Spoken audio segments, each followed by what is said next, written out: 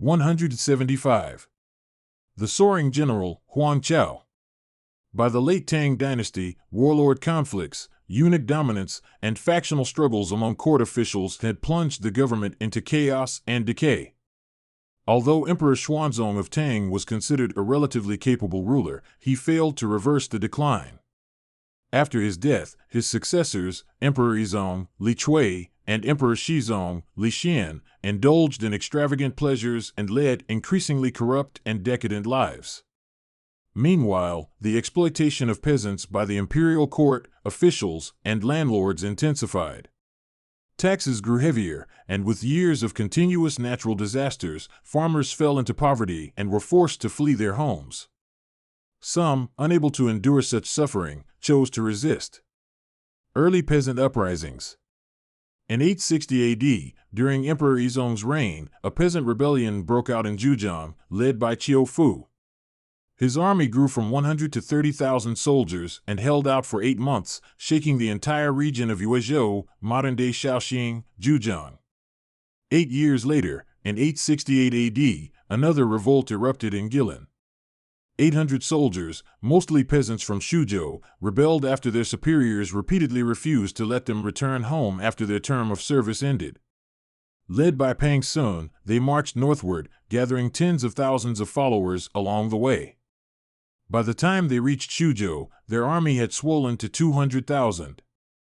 Although both uprisings were eventually suppressed by the Tang court, the spirit of rebellion among the people continued to rise, and the next wave of uprisings would be even larger. The salt tax crisis and the rise of smugglers. During the late Tang period, the salt tax became particularly oppressive. Corrupt merchants inflated salt prices, making it unaffordable for ordinary people. Some impoverished farmers, to escape government taxation, turned to smuggling salt to make a living. However, salt smuggling was dangerous, so these traders formed groups for protection. Over time, these groups grew into well-organized forces, and some leaders eventually became peasant rebellion commanders. Huang Chao and the beginning of the rebellion. In 874 AD, the year Emperor Shizong ascended the throne, a salt smuggler leader, Wang Xianji, gathered thousands of peasants and launched a rebellion in Changyuan, modern-day Hunan. Calling himself General of Heavenly Justice and Equality, Wang issued proclamations denouncing the corrupt officials who had caused extreme inequality.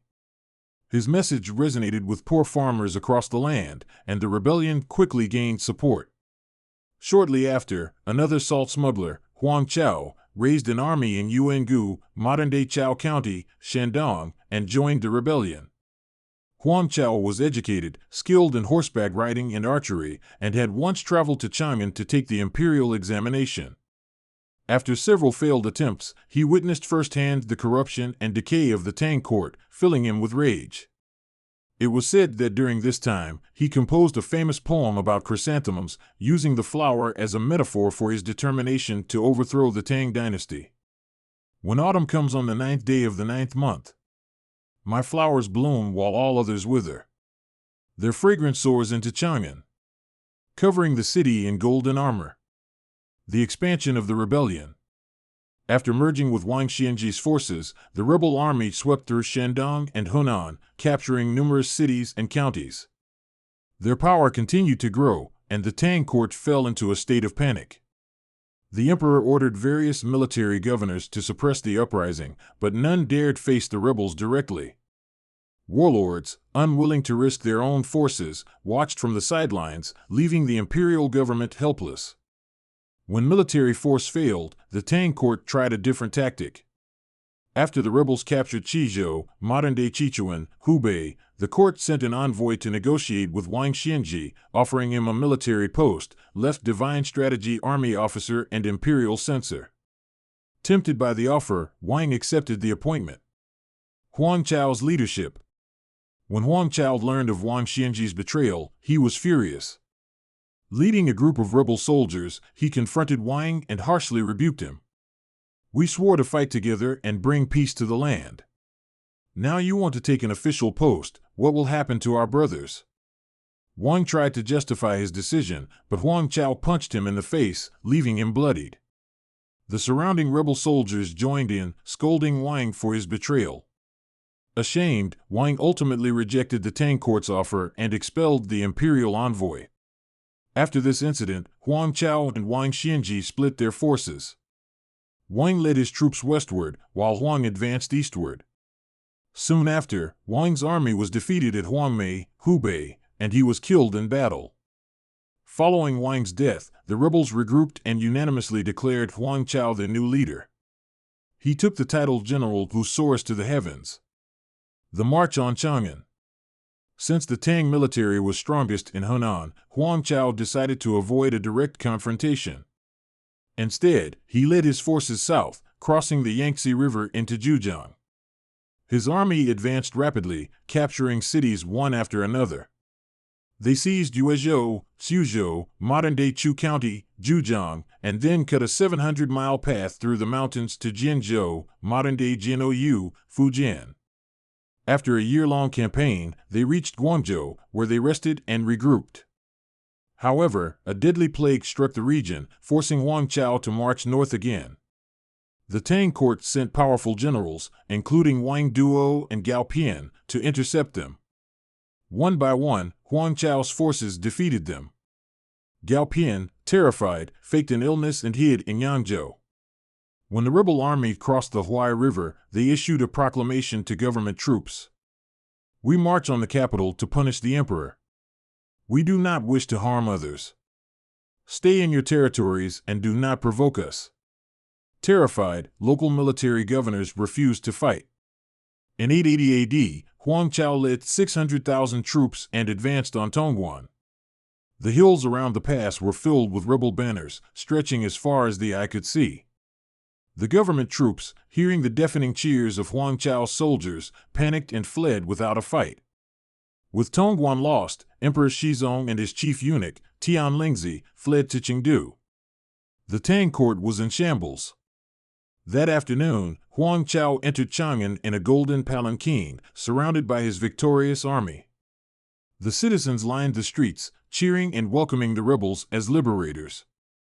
Days later, Huang Chao declared himself emperor, establishing the Great Qi dynasty. The fall of Huang Chao. Although the rebels had conquered the capital, they lacked a solid defensive strategy. The Tang court regrouped and counterattacked, surrounding Chang'an and cutting off its food supply.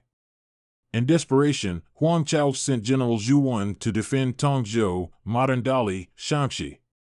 However, Zhu Wen betrayed him, defecting to the Tang court. Soon after, the Tang forces, reinforced by the Chatua Turkic cavalry under Li Qiang, launched a devastating attack. Huang Chao's army suffered heavy defeats and was forced to retreat. In 884 AD, after a failed assault on Qinzhou, modern Huaiyang, Henan, Huang Chao's forces were pursued relentlessly. Eventually, he was cornered in Langhu Valley, Mount Tai, Shandong, where he fought bravely but perished. 176. The end of the Tang dynasty. After Huang Chao's rebellion was crushed, Emperor Shizong returned to Chang'an. However, by this time, the central authority of the Tang dynasty was merely a shadow of its former self. During the suppression of the rebellion, regional warlords grew increasingly powerful, expanding their territories and becoming de facto independent rulers. The two most dominant warlords were Li Qiang, the Jidushi of Hedong, modern Shaanxi; Zhu Wen, the Jidushi of Xuanwu, modern Kaifeng, Hunan. Zhu Wen's rise to power. Zhu Wen was born into a poor family and grew up as a ruffian. Among his three brothers, he was known as the most ruthless and cunning. When Huang Chao launched his rebellion, Zhu Wen joined his army and quickly gained his trust. However, as the uprising neared its end, Zhu Wen betrayed Huang Chao, defecting to the Tang dynasty. His betrayal proved immensely valuable to the crumbling Tang government, and as a reward, Emperor Shizong granted him high office, bestowing upon him the name Quanzhong, meaning loyal to the whole. Zhu Wen was then sent to hunt down the remnants of the rebellion. At this time, Huang Chao's forces were still strong. When his army attacked Bianzhou, modern Kaifeng, Zhu Wen requested reinforcements from Li Qiang. Li Qiang's troops defeated Huang Chao's army and returned to Bianzhou. The feud between Zhu Wen and Li Qiong. Zhu Wen, pretending to be grateful, lavishly entertained Li Qiong with a grand banquet. Once Li Qiong became heavily drunk, Zhu Wen secretly ordered his soldiers to surround the guest house, intending to kill him. However, Li Qiong's personal guards fought desperately, allowing him to break through the encirclement and escape. From that moment, a deep and irreconcilable enmity developed between Zhu Wen and Li Qiong. For years, the two factions battled for dominance, but Zhu Wen's power continued to grow, while Li Qiong was only able to maintain control over the Hedong region. The decline of Emperor Zhaozong. After Emperor Shizong died, his brother Emperor Zhaozong, Li Yi, took the throne. Zhaozong tried to reclaim authority from the eunuchs, but failed repeatedly. Eventually, the eunuchs imprisoned him and planned to install a new emperor. This presented a golden opportunity for Zhu Wen. He sent his trusted agents into Chang'an and secretly allied himself with Prime Minister Cui Yin. With Zhu Wen's backing, Cui Yin led a military coup, assassinating the chief eunuch, Lu Jishu, and restoring Emperor Zhaozong to the throne. Zhu Wen seizes control. After his return to power, Emperor Zhaozong, along with Cui Yin, plotted to eradicate the remaining eunuchs. However, sensing the threat, the remaining eunuchs fled to the protection of another warlord, Li Maozhen, Jidushi of Fengxiang, modern Baoji, Shaanxi. The eunuchs abducted Emperor Zhaozong and took him to Fengxiang, where they hoped to maintain their influence. Cui Yin, desperate, begged Zhu Wen for assistance. Zhu Wen marched on Fengxiang and laid siege to the city. The Siege of Fengxiang. Li Maozhen, unable to match Zhu Wen's forces, suffered a series of defeats. Zhu Wen's troops encircled Fengxiang, cutting off its food supply. As winter arrived, the city was stricken by famine and freezing temperatures. Soldiers and civilians starved and froze to death in droves. Seeing no alternative, Li Maozhen surrendered. Zhu Wen seized Emperor Zhaozong and returned him to Chang'an. From this point onward, Zhu Wen became the true ruler of the Tang dynasty, wielding more power than the emperor himself. The final collapse of the Tang dynasty. Now that Zhu Wen controlled the court, he massacred the remaining eunuchs and forced Emperor Zhaozong to move the capital from Chang'an to Luoyang. Before departing, Zhu Wen ordered that all the imperial palaces, government buildings, and civilian homes in Chang'an be dismantled, their materials transported to Luoyang. He also forced the residents of Chang'an, officials and commoners alike, to relocate to Luoyang. As they trudged along the road, carrying their elderly and children, the people of Chang'an wept bitterly, cursing Zhu Wen as a national traitor. Even in Luoyang, Emperor Zhaozong still hoped to summon the support of other warlords to overthrow Zhu Wen. However, before his plans could materialize, Zhu Wen had him assassinated. In his place, Zhu Wen installed a 13-year-old puppet ruler, Emperor Ai, Zhao Xian. The massacre of court officials. With the eunuchs eliminated and the emperor powerless, only the remaining Tang officials stood in Zhu Wen's way. One of Zhu Wen's advisors suggested, if you want to establish your own rule, you must get rid of these men. They are the biggest obstacle. Another advisor, Li Zhen, nicknamed Owl, was particularly bitter toward the scholar officials. Having failed the imperial exams multiple times, he despised the scholar bureaucrats and suggested, "These so-called pure officials look down on us. We should throw them into the muddy waters instead," referring to the Yellow River as a metaphor for drowning them. Taking his advice, Zhu Wen rounded up over 30 court officials one night, murdered them, and threw their corpses into the Yellow River. The end of the Tang dynasty. In 907 AD, Zhu Wen forced Emperor Ai to abdicate, declared himself emperor, and established the later Liang dynasty. He made Bianzhou, modern Kaifeng, Hunan, the capital. With this, the nearly 300-year reign of the Tang dynasty came to an end. Zhu Wen, the former rebel and traitor, now ruled as Emperor Taizu of later Liang. The Tang dynasty's downfall marked the beginning of a new era, the Five Dynasties and Ten Kingdoms period, 907 to 960, an age of fragmentation and warlord rule. 177. Sea Dragon King Qianlu.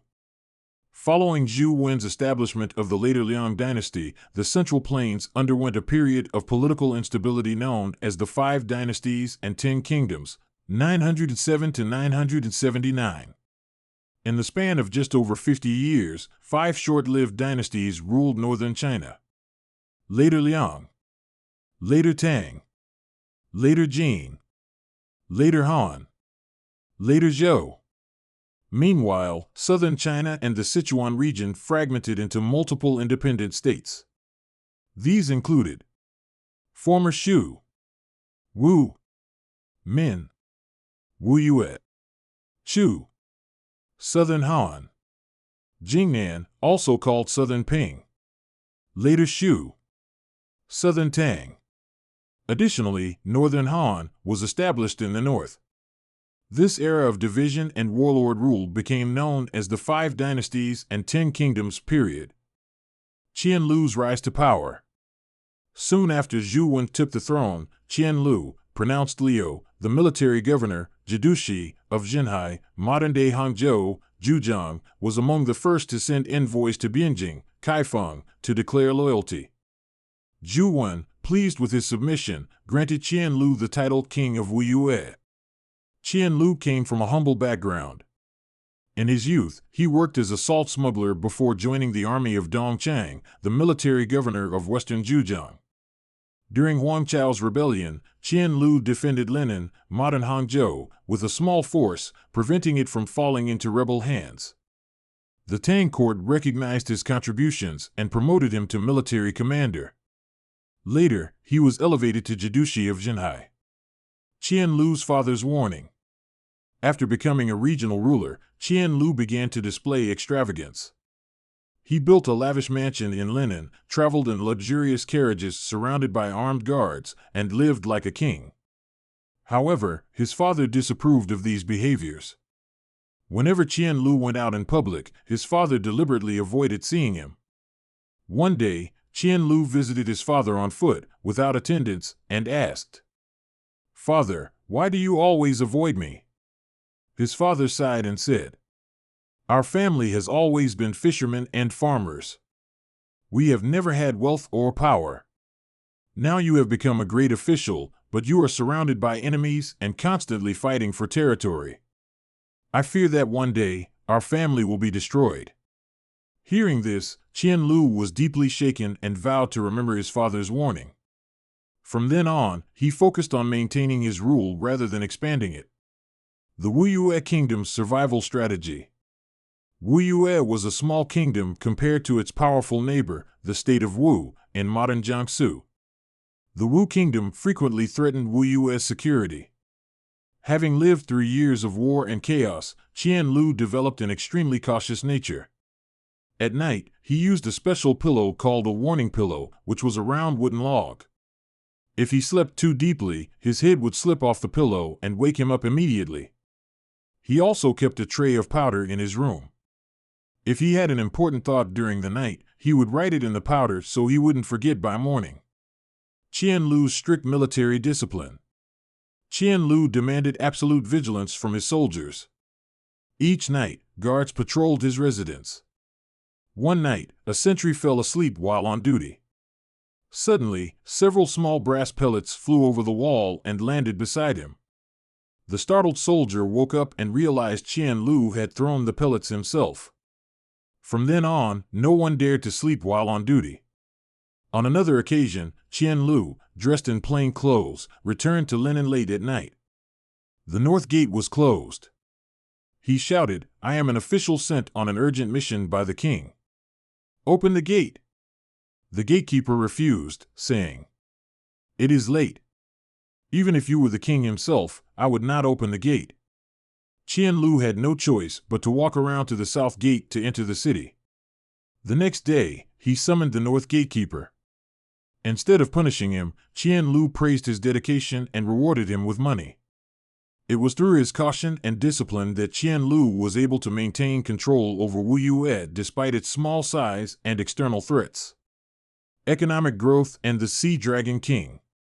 Because Wu Yue avoided major wars, its economy gradually flourished. Once his rule was secure, Qianlu began living lavishly. He expanded Linen by 30 miles, constructing magnificent palaces, pavilions, and gardens.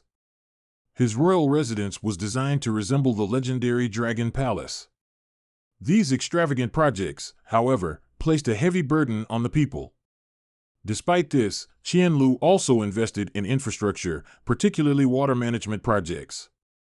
He ordered the construction of stone embankments along the Qiantang River to prevent seawater from flooding inland. He built water gates along the river to control water flow. He ordered large underwater reefs to be removed, making river navigation safer. Because of these water control projects, the people gave him the nickname Sea Dragon King.